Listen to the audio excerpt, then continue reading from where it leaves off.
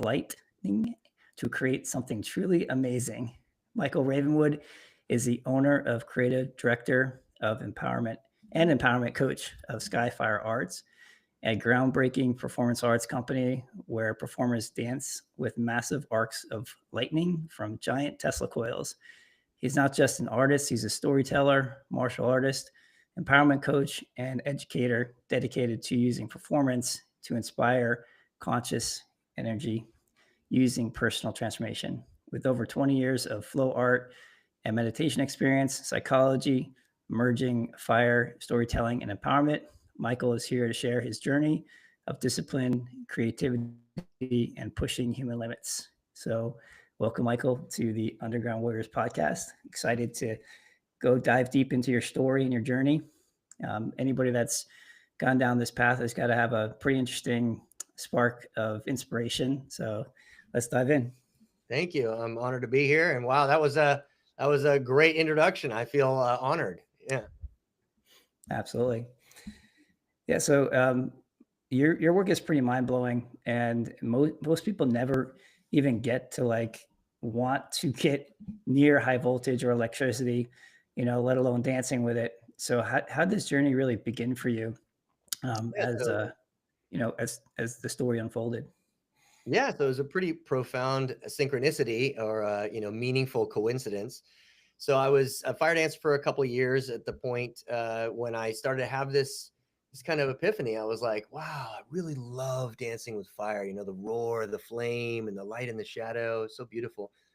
What would it be like, I thought, to dance with electricity? It's another primal energy, thrilling, a little bit dangerous, like what would that be like? And 2 weeks later, I'm standing in line at Starbucks, and the guy standing next to me starts talking to the woman over the counter about his lightning project. And I just thought to myself, what? This is too weird. I listen, and then I was like, I can't pass this opportunity. So I turned to him, excuse me, I don't mean to eavesdrop on your conversation, but I can't help myself. And I tell my story. And he looks at me and he's like, that is really weird that you would think those thoughts and run into me, because not only do I build some of the largest Tesla coils in the world, later I find out he is teslacoil.com, right? And he says, I have designed a high voltage protective suit in which you can effectively dance with lightning. Now, I have to be transparent at this point. My big fat idea was to take stun guns, tape them to the end of a stick, strap their buttons down so they just keep firing, and and have a kind of a flow art with a little bit of electricity. That would have been about 2 inches of electricity, right? He's talking like 15-foot long arcs. And I even went so far as to like buy some stun guns and like zap myself in the arm to like make sure, okay, if I'm going to ask other performers to be around or to do this with me, like I don't want them to get hurt. I need to know how bad it's going to hurt. And it hurt really bad, but I was like, okay, goggles and a groin cup. If I have goggles and a groin cup, like I should be okay to do this act, But then this guy comes with this way more amazing and spectacular idea. So I'm like, can I get your number? And the rest is history, as they say. That's amazing. I think one of the things that you and I resonate with is using natural forces as like a teacher, a way to tap into who we are and our power, right? So it's all about, for me, it's surfing, being in the water and feeling the power of the ocean. Um, Mhm. it sounds like that fire element was a draw for you as well, so drawn to that. And it reminds us of what we're truly, who we are truly inside, which is very powerful, divine being. So it's almost like dancing with ourselves in a certain extent, so Yeah, looking at absolutely. that a little bit deeper, some of the lessons that you've learned or connected for yourself, and then also how that translate into empowering others. You're starting to get into the role of a guide, a mentor, coaching others to get connected with themselves or play with that power. So how's that evolution been and connected? Yeah, thank you for opening that up. A couple things immediately spring to mind. I have been teaching, for about 15 years. I started about 20 so years ago. I started teaching, flow arts as a path to personal realization and fulfillment. because years before that, I got my degree in psychology and began my sort of personal growth journey, or continued it, I should say. And I definitely feel like the primal elements have several things specifically to offer this, journey that we have towards knowing ourselves better and living our fullest life.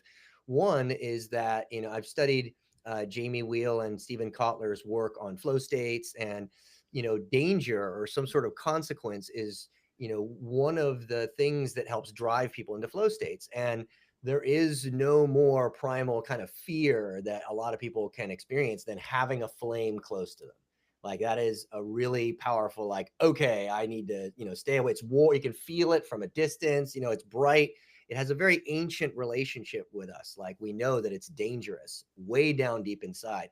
And so when we get near it, and then when we get to later learn to have fun while we're dancing with it, there's a whole thing about transcending our fear of it and coming to a place where we can actually enjoy it. And it really is a mirror for life. Like when we get over our fear of death is when we really can start living as thoroughly and deeply as we possibly can. So I think the danger of fire and our primal or primordial connection to it is very much a powerful driver for the learning that we can experience through it, and the transformation we can have. And also, specifically more with lightning, the understanding of how it works in a certain fashion and how we are conducting the energy. We're not like creating that energy, right? And one of the, greatest lessons that I like to share in my, workshops and my coaching is all about how really all of this is a gift. Like we didn't choose this body. It was just a gift. We just woke up in this body, and eventually we learn how to use it more and more consciously, right? And we learn that we don't actually choose our preferences either. Like we put like Rocky Road ice cream in your mouth, right? And whether you like it or not is not really up to you. You either love it, some people love it, or you don't. You don't really get to choose what you really, really love. And some people like red, some people like blue. They don't get to choose what they like, but they do get to choose whether or not they're paying attention to what they love, and whether or not they're choosing to bring more of what they love into their lives. And in some cases, whether to just kind of like steer away from certain things, or recognize, oh, okay, I don't really love that, but it's a very necessary part of my life. I actually need to focus on it, get better at that, so I can create more balance and harmony in my capacity in my life. And so there's this whole understanding of, okay, I love to do certain things. How do I take my love for those things, which gives me free energy, and create something that's of value to others, and then learn how to sell that, learn how to communicate its value to other people so that they feel happy to give you money and pay for your lifestyle. And so then there's this, what I call the completion of the human energy circuit. And then later I learned the Japanese term ikigai, which is even a more sort of clear explanation of that. In France, it would be called raison d'etre, like there's, everybody has this understanding in all cultures around like the purpose, the essence of our purpose, and how important that is. And so the metaphor of lightning is about, okay, I'm channeling this energy. I don't necessarily get to create or choose this energy, but I do get to choose whether I connect to it and then create value for others so that I can be sustained and basically play for the rest of my life. And so that's a big lesson that I like to share. It's a good metaphor that electricity works for. Yeah, there's so many good little gold nuggets in there that we could pick apart. One of the things that I resonate with that you said is the idea of, and this is a lot of the foundation of the Zerkers challenges and things that I've done personally over the years, is the idea of dancing with fear. So I'd grown up, very self-conscious, um, you know, and what I did was I used adventure, like things like skydiving, bungee jumping, endurance races, things like that, to build up fear resilience. And when you're talking about the idea of fire and that being a primal fear, people are operating in that fight or flight or that fear mode where they're moving away from the things that are uncomfortable or out of their comfort zone. And the idea of like, what is it in one's life that is that fire that feels dangerous, but when you step into it, and actually begin to play with it, dance with it. So, as an entrepreneur, as a father, as a husband, like dancing with that fire, that fear, and actually feeling joy, that's a huge connection point that I don't think many people make a lot of times. It's like fear is bad, or and also, we talked about how one of the five challenges is writing your obituary. So that was a big thing for me as well, starting out in this journey, understanding that life is finite. So the work that you do in the world gets people connected with that. Like, hey, this is a dangerous thing. It's very safe, but very possibly unsafe. You know, so there's a perceived danger in it of death, possibly playing with fire or playing with electricity, or dancing with electricity. So I love the connection between the metaphysical and physical components of it. And then also the study that Stephen Kotler, Jamie Willen's work, I resonate with as well, as far as with flow states, and challenge yourself 4% more than what you're comfortable with, getting to that flow state. But in order to do that, you got to put a little bit of pressure on yourself, in order to optimize your human performance. And with people in a state of fight or flight, or burnout and all these other things, they're pulling away from that stuff, when you can build up that resilience, which is absolutely amazing. Yeah. So And what you just said is actually a really great point, that if you're in a wounded state, you don't want to push yourself. If you're sick, you don't want to take a cold shower. You want to rest and allow your body to rejuvenate. But once you're strong, pushing yourself is the only way you get stronger, and then you're more resilient and get sick less often. So it's kind of this like finding the paradox of like, okay, pushing yourself is good, pushing yourself is bad. How are both of those statements true? Well, it's the context, right? Under these circumstances, it's vital to push yourself on a regular basis. And if you're not doing that, then you're not realizing your full potential. But where over here, that is, where you push yourself, and maybe out of insecurity you get injured or something, and then you're like, oh, now I can't work out, or and you kind of have to climb back up the hill again. So it's like there's this fine line in this beautiful dance we get to find with, oh, where is pushing myself good and healthy. yeah, absolutely. And I'm sure in your journey too, maybe we could dive into a little bit of the dark nights of the soul. I've been through it myself, all sorts of different challenges to pursue a passion like this. And when you're in school or growing up, it's like, hey, get a good job, and do something that's going to pay the bills, and this and that we're taught. I'm sure when your parents or people around you said you're going to go pursue something like this, you might have gotten questioned, or there might have been some struggles along the way.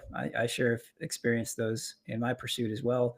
Leveraging adventure to unleash potential, which is, you know, not everybody is understands it.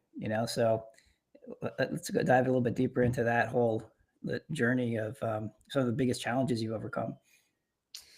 Yeah, thank you for that. So I'll say that, the really big challenge that I overcame early that allowed me to kind of move into any of this, I think, was simply the experience of feeling totally without love when I was young. And I just had this phase in my life where all I remember of what my parents and my peers were feeding back to me is criticism. And so I just went through this really strong dark night of the soul when I was pretty young, late middle school, high school. And it's not uncommon. Mine was very dark, and I considered, suicide and doing all the terrible things, and I was just living in a very, very dark place. And I'm very, very grateful that I did make it through that phase in my life. And I think that that gave me a profound kind of compassion in my life, because now I understand why a lot of wicked people, or people who end up doing wicked things, I understand the desperation out of which that arises. And I don't automatically judge a person who's messed up. Like I think, well, that person probably is in a lot of pain when they did that thing. Now, it really like then birthed my understanding of the difference between judgment and discernment, because we still have to have discernment. If a person, wounded as they are, compassionate, for them as you might be, you might not want to let them in your house or anywhere close to your family or your inner circle or things like that, right? But it doesn't mean you have to hate them. It doesn't mean you have to judge them or to, because what happens is the atmosphere of judgment, like, comes to exist when we judge other people. And then when we make a mistake, suddenly all that judgment, all that criticism turns on us, that attitude that we have. And so then we're more driven to denial or rationalization. Oh, no, I didn't do that.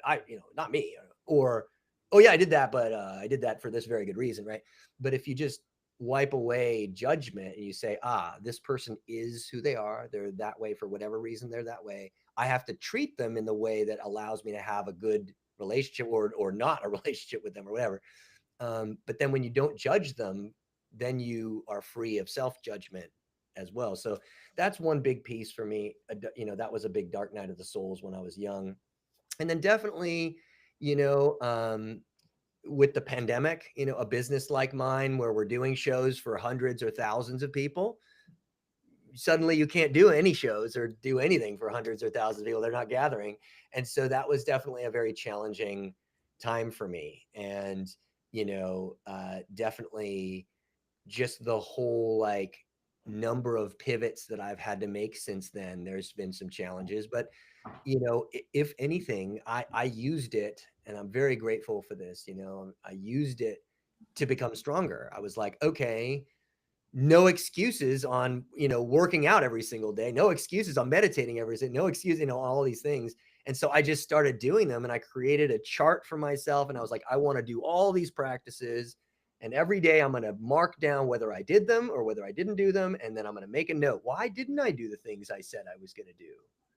What were the things that distracted me or took me away? And so I used that kind of journaling feedback exercise to really drive myself into like a consistent daily practice that now really tunes my state in. So that's another dark night of the soul kind of experience that I feel like, I came through, and it was very, very challenging. And the last thing I'll say is that those are, a little bit of external things.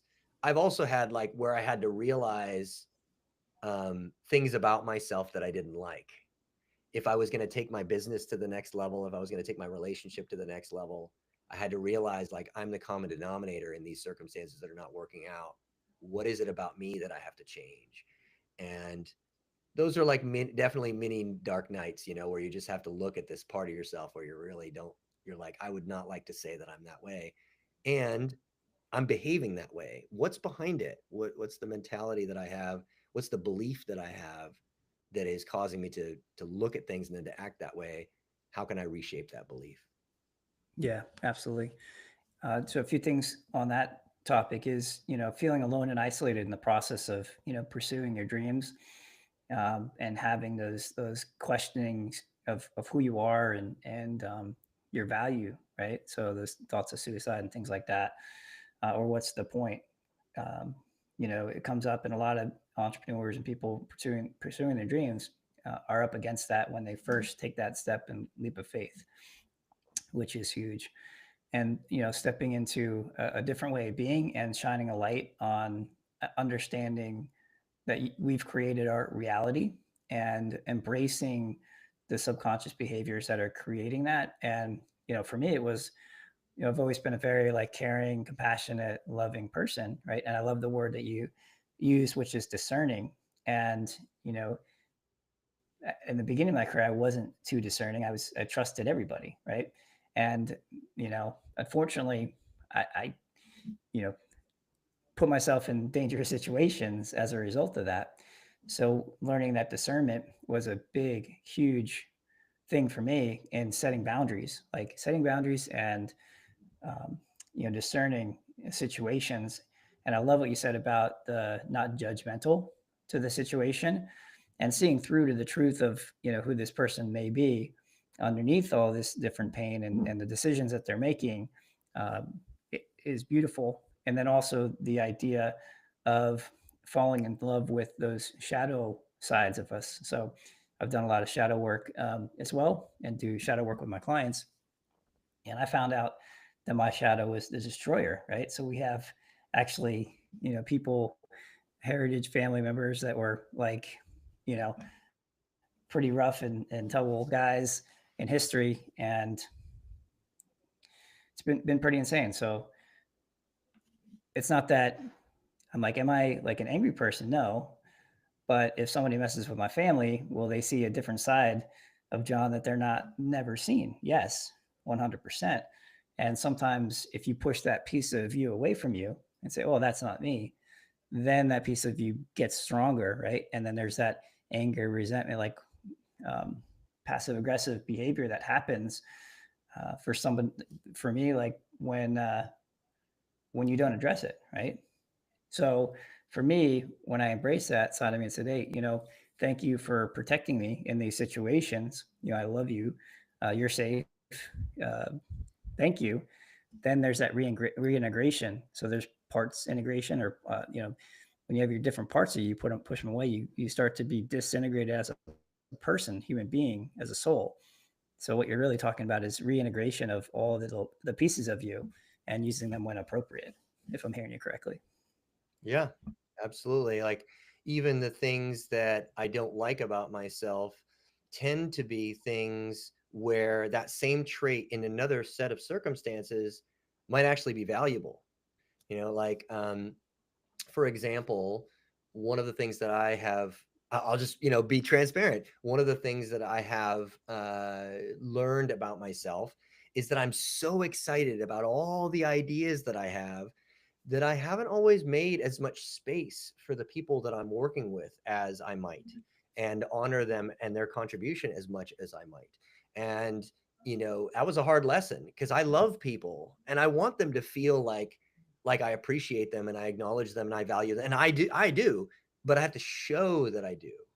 And Mm-hmm. I have to learn when to be excited about my own idea and its fulfillment, but maybe not keep talking and go all the way down the road about that. Maybe I just share a bit about it and then make some space.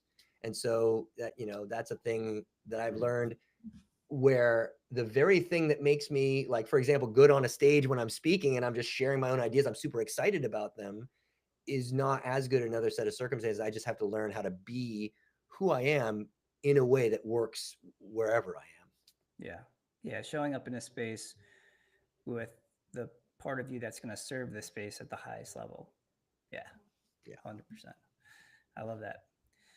So let's dive into, a little bit of the experience. I imagine it takes a lot of focus in order to do what you do to perform, a lot of staying calm and in control in extreme circumstances and conditions. So I bet you there's some lessons that we can share with those that are listening about, and I use the word, I always say navigating peacefully in the chaos, and not allowing the external circumstances to dictate your internal, triggering fear, frustration, rage, all those different emotions. So, what are some ways that you've learned in the arts that you do that are directly applicable to the average everyday person that's getting up, maybe going to a job that they're not happy with, or a toxic corporate environment, or a relationship that they're in that isn't necessarily, that it may be chaotic. So, what's some ways we can help empower those listening to integrate some of those lessons? Yeah, thank you. That's a great question. I have different things definitely for a person who's in, the relationship thing and in the, job situation, but I'll speak to the center, which is that no matter what you're dealing with, it's the state of being that you're bringing to the situation which determines how you're going to perform. And so, basically cultivating a consistently positive and centered state is the one thing that I would just recommend to every human being. If you can adopt a ritual or a practice every single morning that you do that puts you into a certain state, then it's going to make your whole life better. And, I think it was Joe Dispenza in one of his videos or whatever, I heard him say, if you knew that by spending, XYZ amount of time every single morning, you can make every single minute of every day that you have better for the rest of your life, wouldn't you do it? Obviously you would do it. If any person logically thinking like, yeah, well, yeah, I would do it. So you must not believe at this moment, if you're not doing a daily meditation or a daily practice, you must not believe that it's actually gonna do that for you. And so what tends to be the like hinge point is people have to have an experience of the benefit that that gets them, and then they go, oh yeah, wow, like I definitely, am feeling like I want to do this every single day.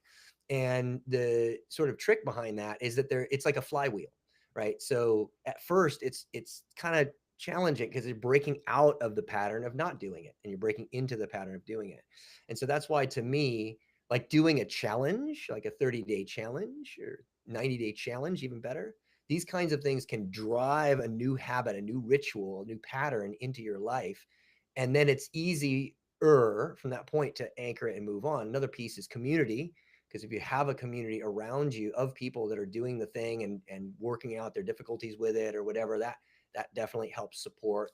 um, but like I was, sharing specifically, like I have a set of practices I do every single morning. And, one of the, I'll just blaze through this really quickly. The very first thing is to use the moment when you're rising out of sleeping into full waking consciousness to reprogram your subconscious. Because when you're moving from delta, which is the sleep brainwave states, you know, through theta, through alpha into beta, you have more access to your subconscious mind. And so during that period, making your first meditation like living in the place that you are creating through the work that you're doing. What does it feel like when you've already accomplished the thing that you're looking for? How, are the things around you looking and feeling and tasting and smelling? And who are the people who are around it? What's happening is you're actually reprogramming your neurology to look for the kinds of things that lead you there. The reticular activating system is a part of your neurology, part of your brain that selects out of the trillions of pieces of data you're looking at what it is you actually notice. It's why some people can go into the same room, see the same thing, and give a report afterwards and have a totally different report of what happened. It's the difference between the world, or what we call the objective world, and your world. And what really matters to a person is their world. It's like your world that you're living. That's what matters to you because that's what you're actually experiencing. So reprogramming right in the first moments of the day. Then there's breath work and other kind of visualization, meditation. I just do this sort of practice as I'm waking up, getting out of bed, before hygiene, and then right into my workout. And like, so I each and every single day, and I've hit the flywheel where I love to work out every day because I feel better. I love to meditate because I feel better and I know the benefits. So I just encourage anybody out there who's dealing with whatever kind of problem that you're dealing with, like the first thing that I teach in Skyfire Academy is how to enter into a state from which you can perform really well doing whatever you're doing. Yeah, that's amazing. I love it. There's so much connection to what you're talking about to moving forward in life. And I would encourage people to re-listen through what Michael just said because it's super, super powerful. So let's talk a little bit about your mission, right? And and the why behind why this is very important to you. So, like looking at the legacy that you're creating and looking back maybe 10 years from now, what have you created in this world? Mm, mm. That's a really beautiful question, and thank you for asking me to speak on that. I will actually carry the thread from what I was just talking to into this. So, one of the things that we do at the beginning of every night of shows for Skyfire Arts is we repeat, what is the code? Like we're programming our minds with everything that we say and we do. And we want to center in on what is the why of Skyfire Arts? Why are we doing this? And connect with that as a group before we go and all do our individual pieces of creating the thing that's going to have an experience for people, which is absolutely mind blowing and spectacular. And so we say, we create empowering shows, balancing excellence and fun, respecting everyone as equals, accepting everything as it is, becoming ever more aware with authentic compassion. We connect ourselves and our audience with the infinite power of love. We are Skyfire artists. And so with that, we connect with all the little pieces of like, okay, how are we going about this in such a way that the world that we're looking to create, we're living it now. Like if we're going to live a world like in the future that we've helped to create, we have to be the seed of it in this moment. And so the mission, in its short form, is creating spectacular entertainment that promotes ecological awareness and personal empowerment.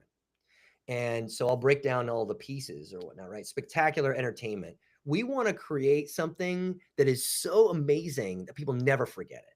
And I'll tell you that the feedback we get from our shows, when somebody wears a suit that protects them from 5,000 degrees Fahrenheit, like over half as hot as the surface of the sun, and like gets up in front of everybody and throws real lightning bolts, which is basically only something that happens in mythology, right? Thor or Zeus or, you know, these different characters out of antiquity, these gods basically are the only ones that were actually throwing lightning bolts. Well, technology has brought us to that place where we can do it too. And when people see it, it's similar to the effect, like one person actually said they thought they were dreaming and they had to pinch themselves. I equate it to like as if like we're having this conversation, let's say at a cafe, and I look at my watch, I'm like, oh, I'm so sorry, I've got to go, and I float up out of my chair and I fly away. Now, your brain at that moment would have to go, okay, that just happened. Like, I didn't think that that could happen, but I just witnessed it. So, what else that I think is impossible is actually possible? What else? Like, and it opens people's minds in this way. So, we want to create spectacular entertainment that is not only unforgettable, like, but it's just mind blowing. Like, people have to expand their ideas of possibility after they watch our show, right? And so the spectacular entertainment, though, we want to have a purpose. We want it to have a meaning, not just like blow people's minds and then leave them walking around like stunned, right? We don't want to do that. We want to give them a taste of what I call ecological awareness and personal empowerment. So how do we do that with a show, right? And we do back it up with the academy and teaching people deeper lessons when we have more time. But even during the show, when people are witnessing the show, I want people to have that experience.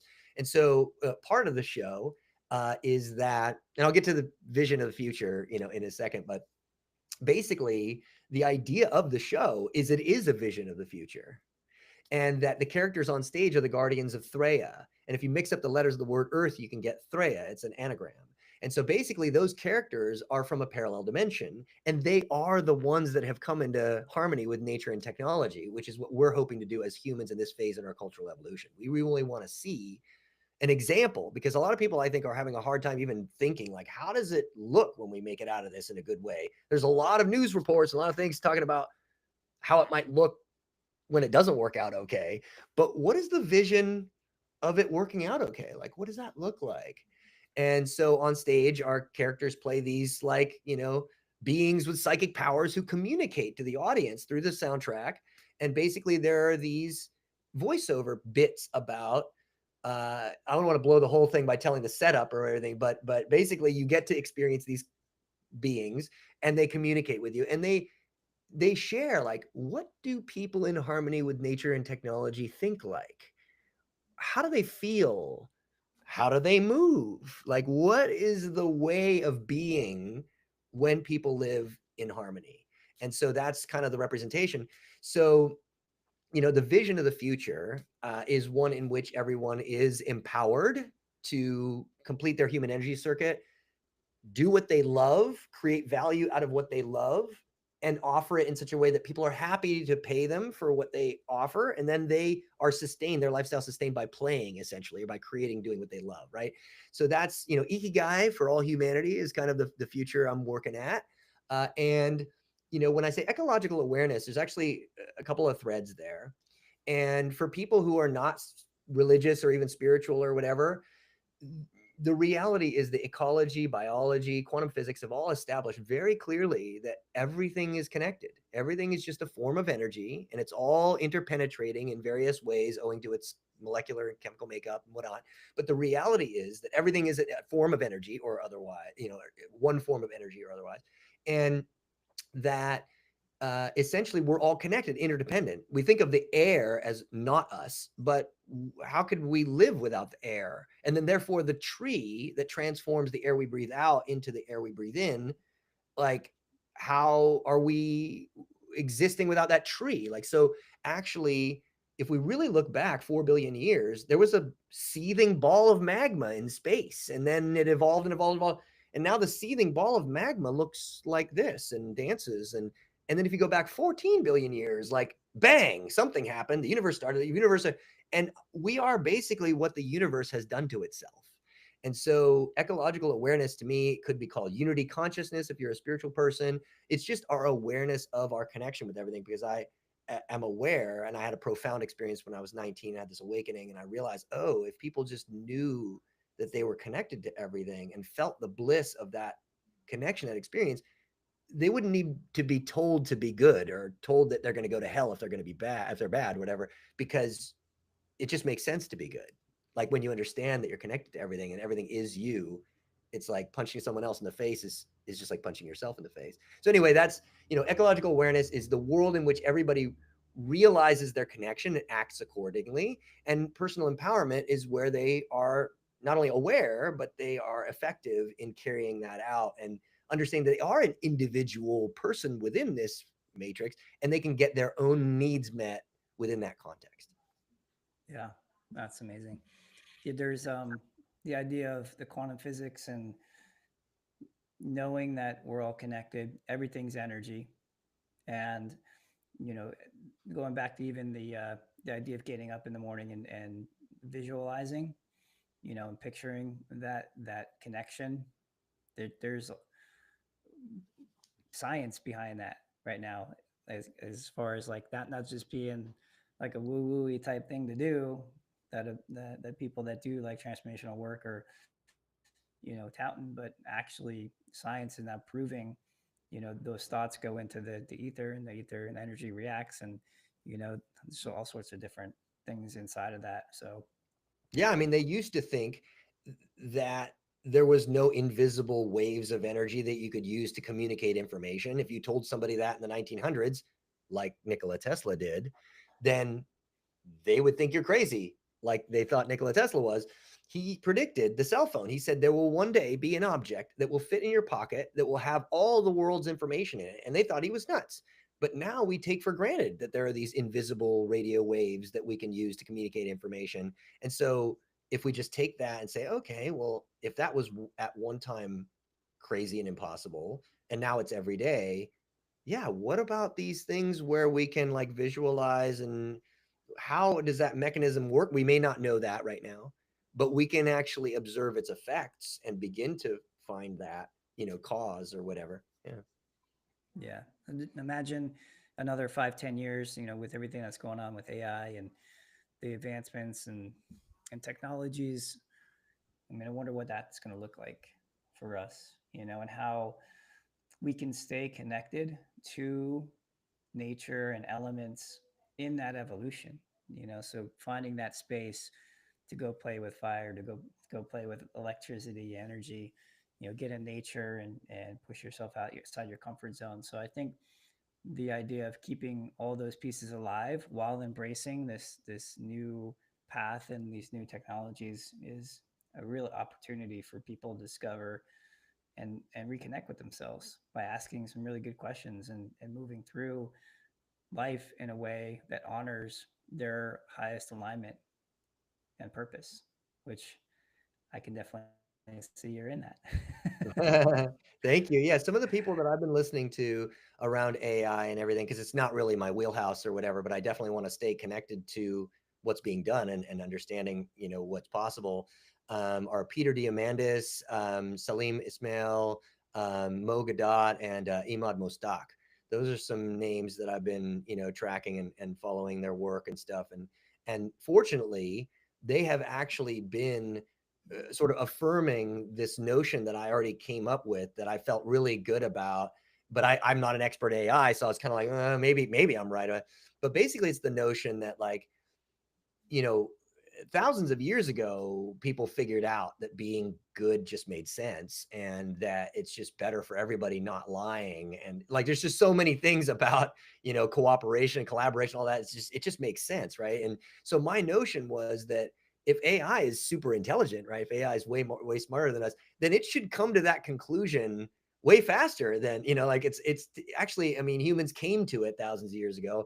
And it's just that they keep coming to it in every generation. Certain people understand it, and we're starting to hopefully get the whole crowd of us on board, as we go forward.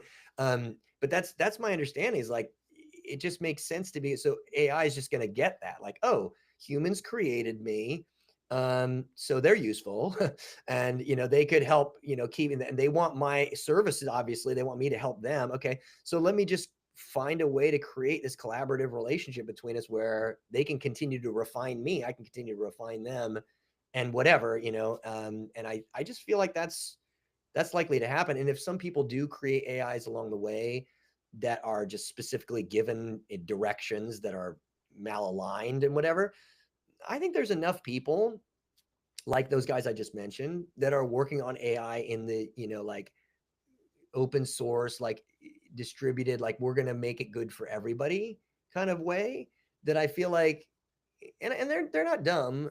I'm hoping that they have a robot army that's literally just like, hey, if everybody's chill, then we're chill. Like, if nobody's hurting each other, then we stand down. But if somebody starts hurting somebody, then we activate and we stop people from hurting each other. That's about all. You know what I mean? That would be great. Yeah, yeah, I think we'll get there.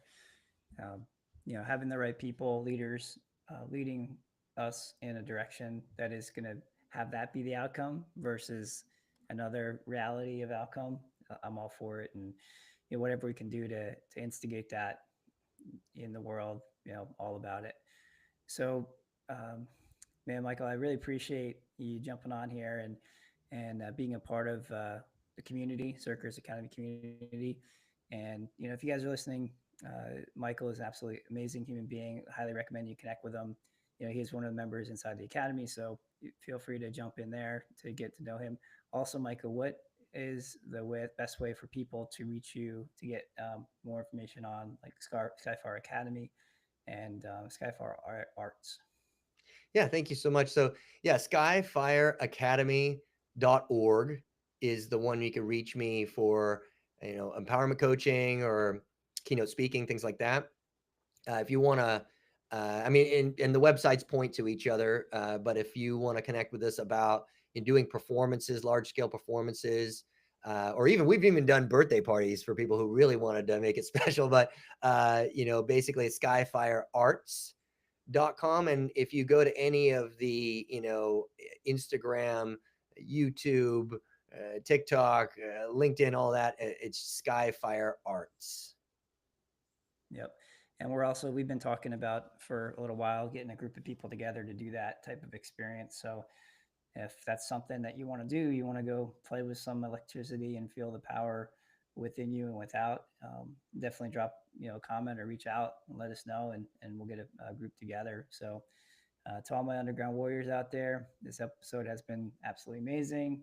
And so if you found value in it, make sure to share it, leave a review, and most importantly, take action and harness your energy, step into your power, and create something extraordinary. So until next time, stay relentless. Take care.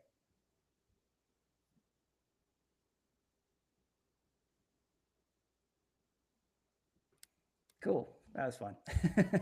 Yeah, that was great, man. Thank you so much.